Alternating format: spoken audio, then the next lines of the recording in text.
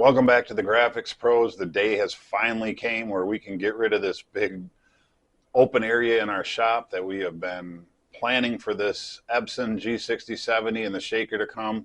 I can't even tell you how excited we are to get it set up, get it rolling. I think in this first video we are going to unbox, set up, and work on this shaker, see if it is as easy as the supplier said it was going to be, and go from there. As you'll see in this video, this came freight. It came well crated.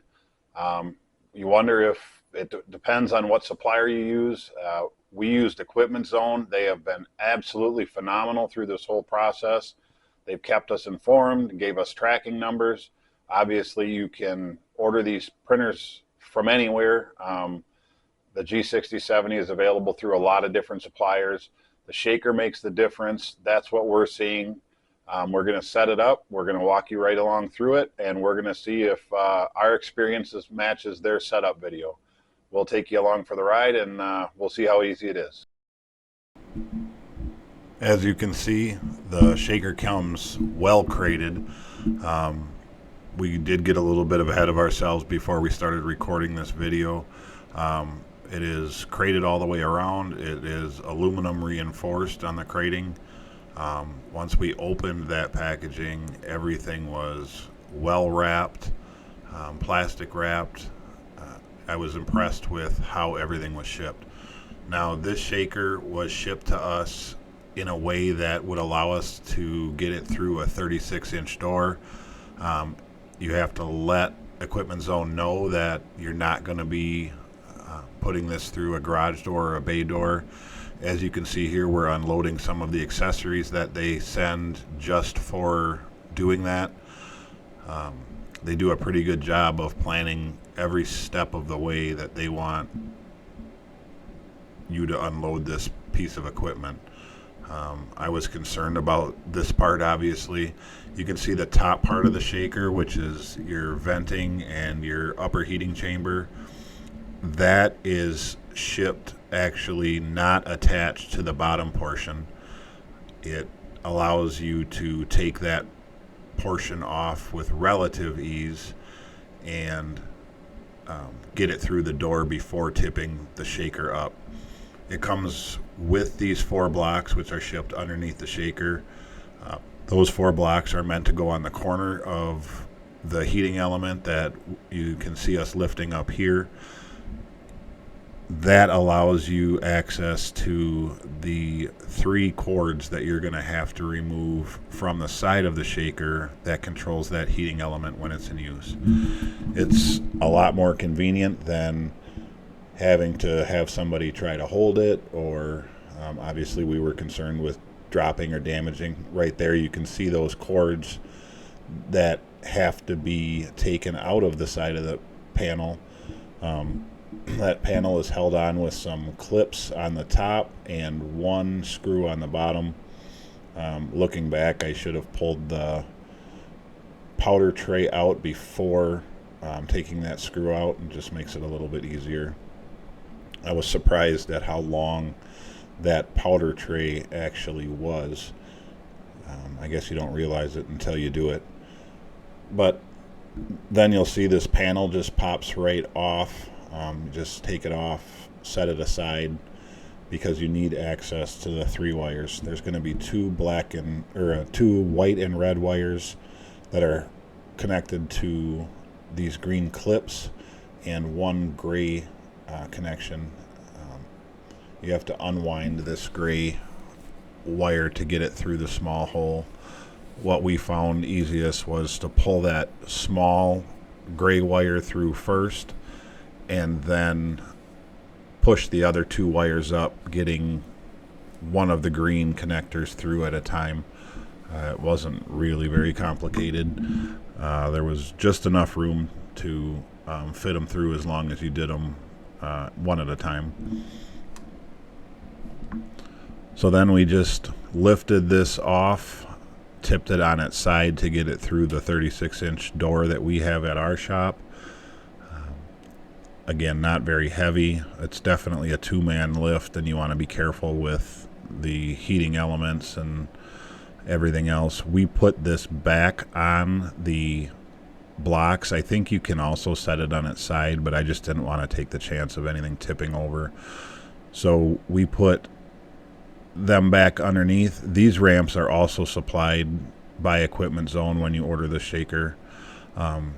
It helps for rolling this cart off. They're located underneath the shaker when it's shipped. Once you get those ramps on, you'll see that there is 2 screws on each of the hold downs for the casters. We were just going to take the front 2 off by the ramps, but quickly realized that because those are horseshoed around the casters, that you're going to have to take all 4 of them off to have it slide off the pallet like it should. Looking at doing it again, I would definitely have a longer extension on my drill just because they don't give you a lot of room to work. So these are the ramps. You just roll the shaker down. This is definitely a 2-man operation too. I think we actually use 3 of us. When you get to the point on your casters where you hit the end of those ramps, that is when they tell you it is best to tip that up. This I don't know that I would want to do with 2 people. Your cart wants to move. We were obviously terrified to scratch it, bang it, so it was getting our feet under that caster. Well, one of us kind of pushed it on. We wanted to try to get it as centered as we could before we tried to make an attempt to go through the door. It was a little bit of moving, and obviously it's an extremely heavy piece of equipment, but it seemed to work out. Okay. I would have much rather done this on a flat, level surface. Obviously, you can see right here, there's kind of the lip of our sidewalk going in. So it's just about taking the time, making sure that you don't bump it, don't tip it over. We were very careful to make sure that there was some stability there. Seemed to work out okay. We got it in safely. Nothing was damaged or hurt. This is the corner that we prepared for the DTF printer and shaker. Then it just became about tipping it off of the dolly while making sure that it doesn't roll.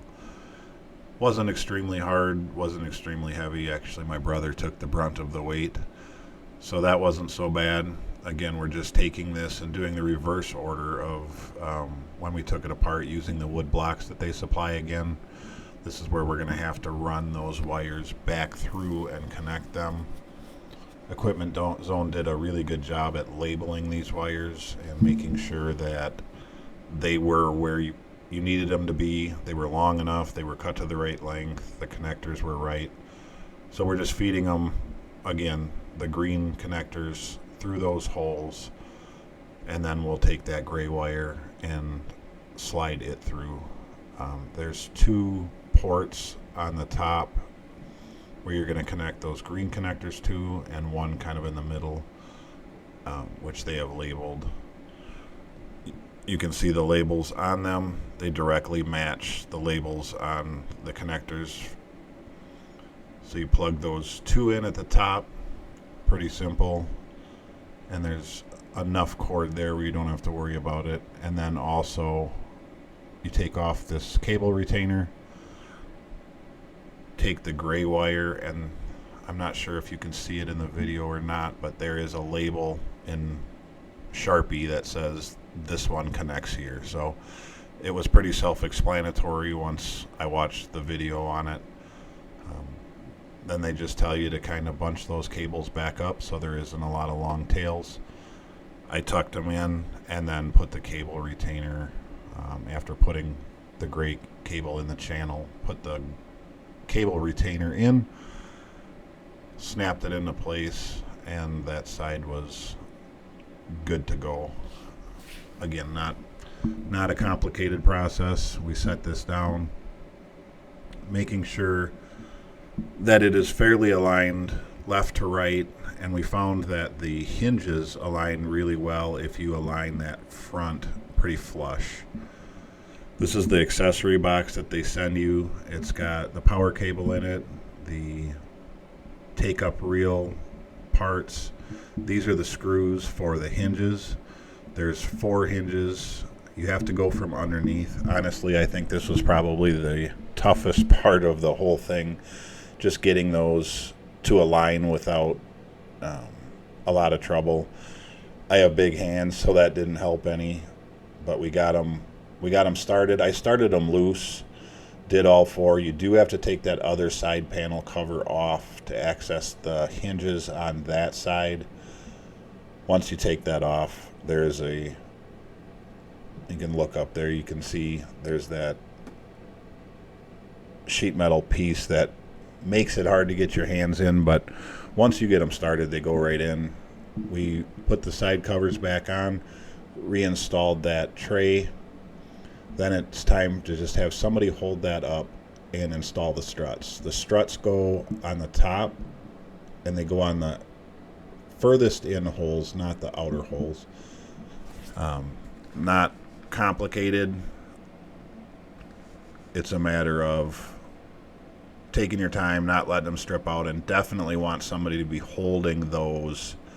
I should have had the correct size wrench here. I didn't at my shop, so used a Crescent style wrench. Got them snugged in. Those struts are really nice rather than having to hold that up. Then it was a matter of taking just the wrapping off of the low powder indicator light. When ours came, we noticed, you can kind of see it in the video, that the top plastic piece was a little bit loose. Just took a Phillips screwdriver, tightened that up. These are the core holders for the take-up reel, and then the take-up reel itself. They just slide on. You're going to want to have a 35 or 36 inch cardboard core to put on those when you fire that up. Pretty self-explanatory. Gear size goes to the right. That's what it looks like, all completed and ready to go. Power cord goes on the back side. Plugs in. It is a regular 110 plug, which is nice. We didn't have to run any extra wiring in our shop. Pulled the favorite part, pulling the fat or the. Well, as you can see, we got it set up. It went as smoothly as a person could imagine. I'm very happy with every step that they gave us through their video and setup. We were obviously a little concerned that they would make it look a lot easier than it was. If you follow their instructions, if you follow their video, it pretty much set up itself. It was a couple guy job. We had my brother here. He helped a bunch.